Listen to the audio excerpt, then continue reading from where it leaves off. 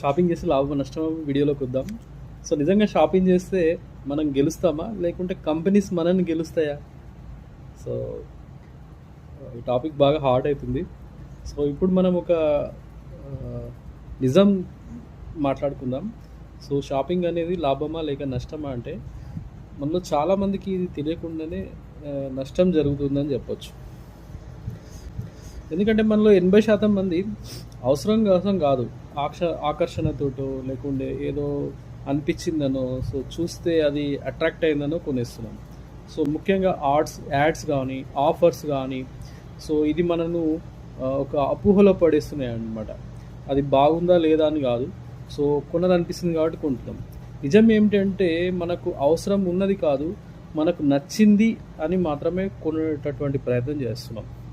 So 50% offer అని కానీ, by one get one అని ఒక ట్యాగ్ లైన్ నచ్చి కానీ, సో ఇట్లాంటిది మనం చేస్తున్నాం. అప్పుడు ఏమనుకుంటామంటే మనం కొంచెం సేవింగ్ అవుతుంది అని ఆలోచిస్తాం. సో తక్కువ రేట్లో వస్తుంది, చీప్గా వస్తుంది అని ఆలోచిస్తాం. కానీ చాలా మటుకు ఒక వస్తువు 1000 రూపాయలది మనం 500లో కొంటున్నాం, 50% మనకు లాభం వస్తుంది అనుకుంటే, అది ఒకవేళ అవసరం లేకపోతే 100% మనం అక్కడ నష్టపోతాం. సో ఇది అన్నెసరీ ఖర్చుగా మారుతుంది, ఇది ఒక భారం అవుతుంది. కొత్తగా ఏదైనా కొంటే మనకు చాలా హ్యాపీగా అనిపిస్తుంది కొంతమందికి. సో ఎందుకోసమో కానీ అది హ్యాపీనెస్ మళ్ళా రావాలనే ఉద్దేశంతో మళ్ళీ షాపింగ్ చేస్తుంటారు. సో ఇది ఎన్ని రోజులు ఉంటుంది అంటే ఒక వీక్ కూడా ఉండదు మ్యాక్సిమం. అంటే మళ్ళీ అదే ఫీలింగ్ రావాలని మళ్ళీ కొంటారు. సో ఈ కొనడం అనేది అలవాటయ్యి, షాపింగ్ అనేది అలవాటయ్యి, అది ఒకవేళ చేయకపోతే మెంటల్గా ఒక ప్రాబ్లం అనేది క్రియేట్ అవుతుంది అనమాట. సో షార్ట్ టర్మ్ ఈ హ్యాపీనెస్ షార్ట్ టర్మ్, కానీ దీని ఇంపాక్ట్ అంటే మనం ఈ షాపింగ్ వల్ల ఏదైతే బ్యాడ్ ఇంపాక్ట్ వస్తుందో అది మన లైఫ్ మీద చాలా పడుతుంది. మన ఇంట్లో చూసుకుంటే ఏంటంటే అన్నెసెసరీ ఐటమ్స్, ఉపయోగించని ఎన్నో వస్తువులు అట్లా పడి ఉంటున్నాయి. కొన్ని డ్రెస్సులు అయితే ఒక్కసారి కూడా వేయం, కొన్ని వస్తువులు అయితే ఒక్కసారి కూడా వాడడం, అట్లనే బాక్సులు ఉంటాయి. సో చూద్దాం తర్వాత వాడదామని. సో అట్లా మన ఇల్లంతా ఒక స్టోర్ రూమ్ అయిపోతుంది. సో కానీ మనం ఏంటంటే ఒక స్మార్ట్ షాపింగ్ అలవాటు ఎందుకు చేసుకోకూడదు?